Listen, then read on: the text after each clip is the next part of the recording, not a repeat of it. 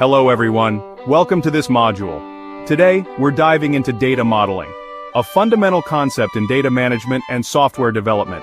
Think of it as creating a blueprint for information. It's the process of designing how data will be structured and organized within a system. Just like an architect draws plans before building a house, ensuring every room connects logically and serves a purpose, a data model maps out what information we need, defining the different types of data and their characteristics, and how it connects. It illustrates the relationships between different pieces of data, showing how they interact and depend on each other. This blueprint helps everyone understand the data, providing a common language and a shared vision for how information is managed. Before building a database or application, it guides the development process, ensuring that the system is built on a solid foundation. Without a plan, things get messy. Data can become inconsistent, redundant, and difficult to manage. Imagine a house with doors to nowhere, rooms that don't connect, and a layout that makes no sense. Or a database with scattered, unconnected information, making it impossible to retrieve meaningful insights. A good data model keeps information organized, ensuring that data is stored in a structured and logical manner, consistent and easy to find.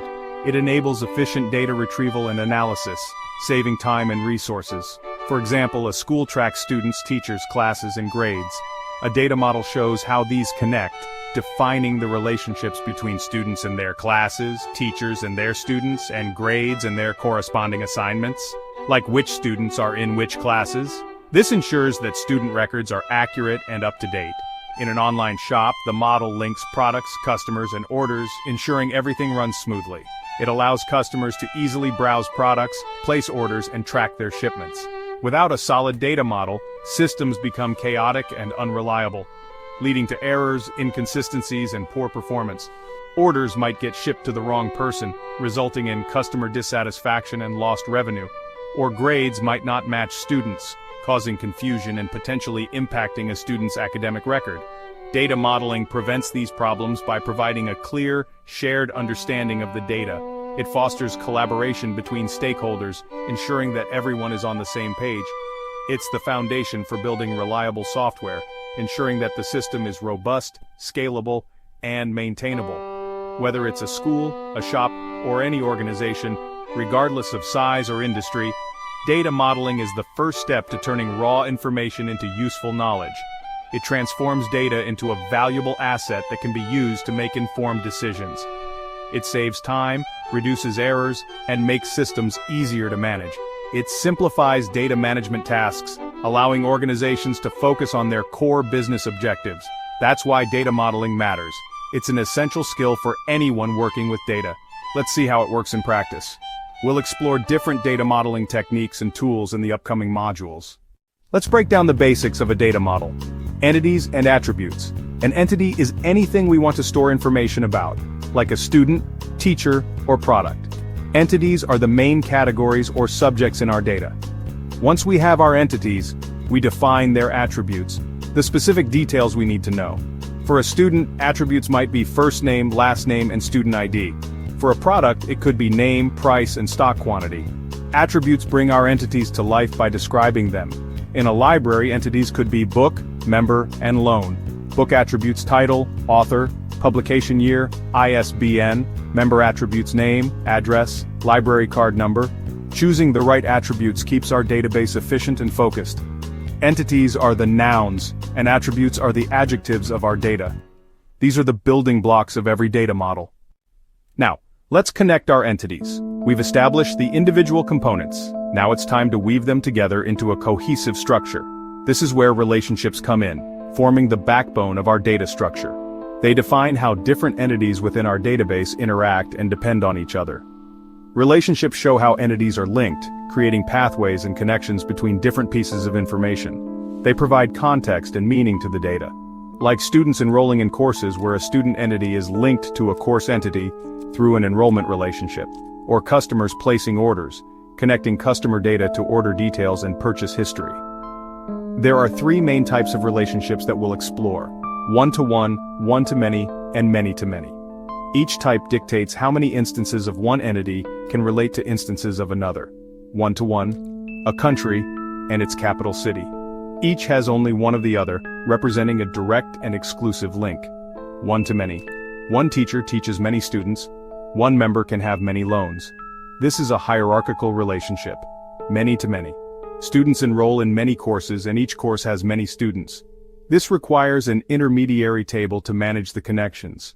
In an online shop, an order can include many products, and a product can appear in many orders, showcasing the flexibility of this relationship type.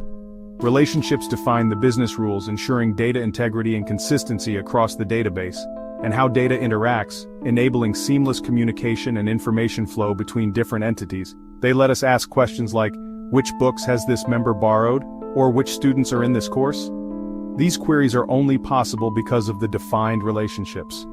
Without relationships, data is just disconnected lists, isolated and lacking context. Relationships turn those lists into a web of useful information, creating a powerful and interconnected data ecosystem. Defining them correctly is crucial, requiring careful planning and a deep understanding of the data.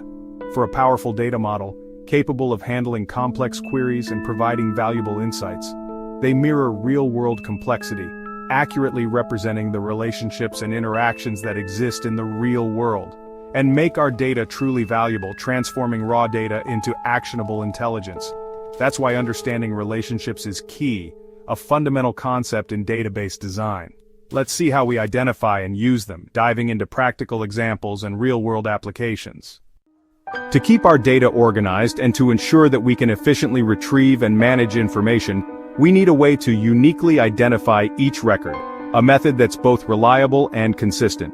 This is crucial for maintaining data integrity and accuracy. This is where keys come in, acting as the fundamental building blocks for structuring our database. A primary key is a unique identifier for each entity, serving as its distinct signature within the database. Think of it like student ID for students, a number that distinguishes one student from all others. Or product ID for products, ensuring each item in our inventory is uniquely tracked. It ensures we never mix up records, even if names are the same, providing a foolproof way to differentiate between entities. Every record must have a unique primary key. It's a non-negotiable rule for maintaining data integrity. This means no duplicates, no blanks, ensuring that every entry is distinct and valid. But how do we connect entities? How do we establish relationships between different sets of data? That's where foreign keys come in, acting as the bridges between our data tables. A foreign key is essentially a primary key from one entity, borrowed and placed in another to create a link, establishing a clear relationship between the two. For example, in a library, member ID is the primary key for members, uniquely identifying each library patron. In the loan entity, which tracks book borrowings, we add member ID as a foreign key. This allows us to easily show which member borrowed a book, linking the loan record to the specific member. The same goes for Book ID, the unique identifier for each book in the library. It's added to loan as a foreign key to link to the book entity, specifying which book was borrowed. For many-to-many relationships like students and courses in a university where one student can enroll in multiple courses and one course can have many students, we use a linking table, often called enrollment, to manage these complex connections. This enrollment table includes both student ID and course ID as foreign keys, referencing the respective primary keys in the students and courses tables. Each row in enrollment shows one student in one course, effectively capturing the many-to-many relationship. Primary keys keep records unique, ensuring that each entity is distinctly identifiable. Foreign keys connect them, establishing relationships and enabling us to navigate and understand the data. Together, they hold the data model together, creating a cohesive and understandable structure. This structure ensures data integrity and clear relationships, making it easier to manage, query, and analyze the data. Keys are the backbone of any reliable database, providing the essential framework for organizing and relating data. Let's see how this works in a real example, diving into a practical demonstration of primary and foreign keys in action. Let's build a simple data model for a public library system. It's a great way to understand the basics. First, identify the main entities, the key components of our system: book, member, and loan. Book has attributes like book ID, primary key, title, author, and publication year, of course. Member has member ID, primary key, first name, last name, and email address. Loan has loan ID, primary key, date borrowed, and date due. To connect them, add book ID and member ID as foreign keys in the loan entity. This links each loan to a specific book and member, creating a relationship. One book can have many loans, one member can have many loans. Both are one-to-many relationships. By linking entities with keys, we create a clear, organized structure. This blueprint guides developers in building the actual library database. That's how a simple data model comes together, providing a solid foundation. Data models are developed in 3 stages: conceptual, logical, and physical. The conceptual model is the big picture sketch, just entities and relationships, no details. It's for business users to agree on what needs to be tracked. The logical model adds detail, all attributes, primary keys, and foreign keys. It's still technology independent. No specifics about how it will be built. The physical model is the technical blueprint. It defines tables, columns, data types, and technical constraints. This is what developers use to build the actual database. Moving from conceptual to logical to physical ensures the system meets business needs and is technically sound. Each level adds detail and clarity. This step-by-step process prevents costly mistakes. It's a structured path from idea to working system. Good data modeling bridges the gap between business and technology. That's how ideas become reality. We've explored data modeling from the basics to building a real example. A data model is a blueprint that organizes information logically and efficiently. We covered entities, attributes, relationships, and keys, the core components. Real-world systems like schools, shops, and libraries all rely on data models. Understanding data modeling is a valuable skill in today's data-driven world. It's useful for analysts, managers, and anyone working with information. Data modeling teaches you to think logically and solve problems systematically. Whether you build apps, manage projects, or analyze data, this skill gives you an edge. It helps you communicate with technical teams and design robust systems. Learning data modeling is learning a new way to think. It's a foundation for success in the digital age.